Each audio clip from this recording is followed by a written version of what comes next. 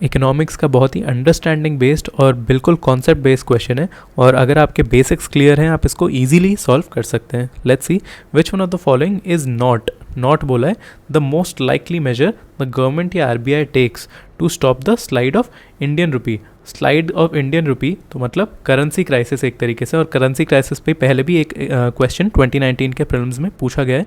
तो वही उसको स्टॉप करने के लिए क्या एक मेजर है इन चारों में से जो गवर्नमेंट या आरबीआई को नहीं लेना चाहिए या जो नहीं लेगी.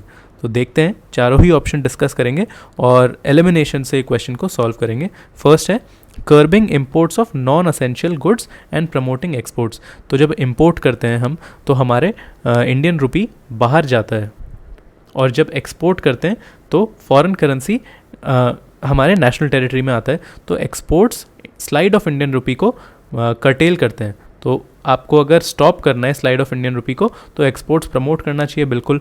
तो ये तो स्टेप गवर्नमेंट लेगी. अब इसने बोला है क्या स्टेप गवर्नमेंट नहीं लेगी, नॉट वर्ड यूज़ है, तो ये तो आपका एलिमिनेट हो गया. सेकंड देखते हैं, encouraging Indian borrowers to issue rupee denominated masala bonds. Again rupee denominated masala bonds से फॉरेन करेंसी है जो इंडिया में आएगी, तो ये again slide of Indian rupee को रोकेगा. तो again this will not be the step जो मतलब आपसे क्वेश्चन यहाँ पे पूछा है.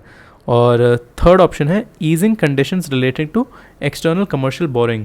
तो अब ये बोरोइंग है बट स्टिल ये फॉरेन करेंसी में आपकी बोरोइंग है, एक्सटर्नल कमर्शियल बोरोइंग है, तो मतलब फॉरेन करेंसी इंडिया में आएगी, और फॉरेन करेंसी जब भी इंडिया में आएगी तो आपका रुपी स्ट्रेंथन होएगा, स्ट्रॉन्ग होएगा, तो ये स्टॉप करेगा स्लाइड ऑफ इंडियन रुपी. तो अगेन ये वो स्टेप नहीं है जो इस क्वेश्चन में पूछा है.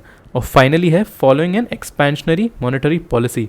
तो एक्सपेंशनरी मॉनेटरी पॉलिसी फॉलो करने से स्टॉप नहीं हो पाएगा स्लाइड ऑफ इंडियन रुपी, क्योंकि कोई भी आउटसाइड वर्ल्ड से इसका कोई इफेक्ट नहीं है.